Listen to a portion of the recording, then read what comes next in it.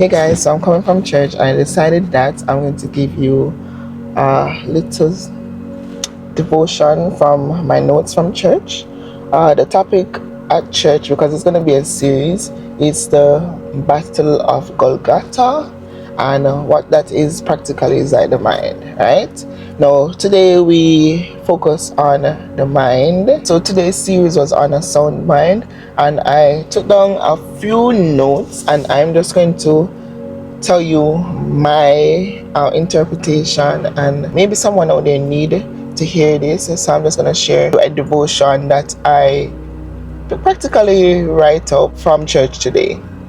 So as I said before, the topic is a sound mind, and the scripture that I am focusing on today is 2 Timothy 7 verse 7, and this is from the King James Version. For God has not given us the spirit of fear, but of power and of love and of a sound mind. Now my devotional thoughts are: fear cripples. It robs us of the power and the authority God has given us. When we live in fear, we cannot operate in the fullness of God's power. He has called us to be bold, not timid, because fear do not come from Him. Instead, He has given us power, love, and a sound mind. A sound mind is one that is clear, disciplined, and anchored in the truth of God's word. What we meditate on becomes our reality. Proverbs 23 verse 7 reminds us that as a man thinketh in his heart, so is he. If our focus is on fear, then anxiety will dictate our action. But when we guard our mind and fix them on Christ, we walk in faith and power. This is the action of taking back our mind.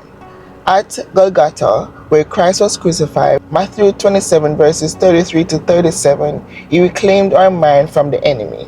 The battle is often fought and won in the mind. God's sacrifice was not just for our salvation, but also for our mental freedom. A sound mind is the ability to discern what to do and to execute it with excellence. It is the power to create change, to remain disciplined, and to walk in divine wisdom. The power of the mind. Our minds are powerful. Concepts such as the placebo effect reveals how belief can bring healing. Even historical figures like George Washington understood the power of thoughts and mindset. As believers, we must align our thoughts with the truth of God's word and reject anything that contradicts it. Guarding your mind. Paul reminds Timothy in 1 Timothy 4 verse 12 to be an example in word, in conversation, in love, in faith, and in purity. This starts with a sound mind. When our minds are anchored in Christ, our action follows. Let us choose faith over fear, truth over lies, and discipline over distraction. A sound mind is our inheritance in Christ. Let's walk in it.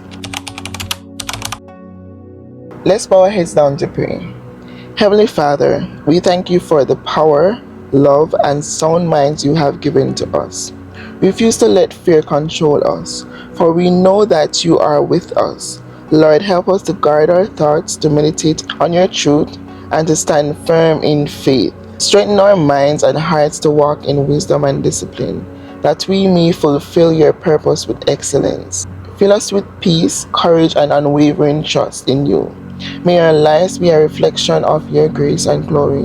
In Jesus' name, amen. Now, these are some thoughts that you can reflect on while you go about your day, and answer them in the comments. If it's something that you feel like you can share, share it. And let's all just, whenever someone shares something, just pray for them, pray for the situation, and pray for strength upon them.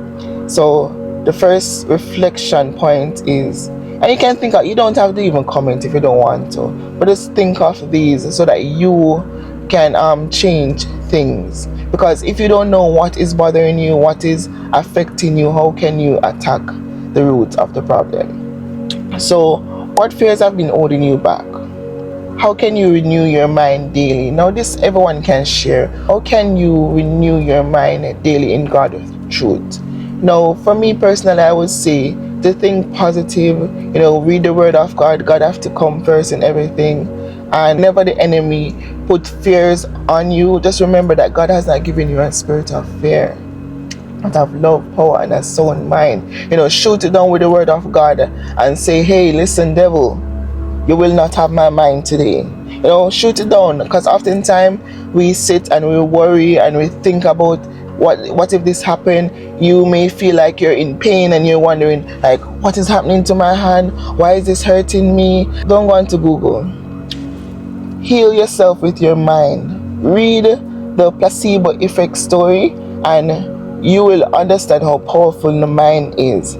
So don't let the enemy come and cripple you. The third and final reflection point is, in what area of your life do you need to exercise more discipline and faith? Now, this is a little, devotion that I feel someone out there may need.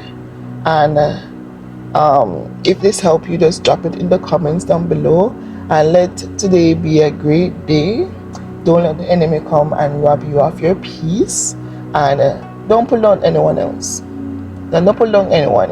In fact, pull up your neighbor and you will feel good about that too. So go out, have a great day, and be blessed. Yeah.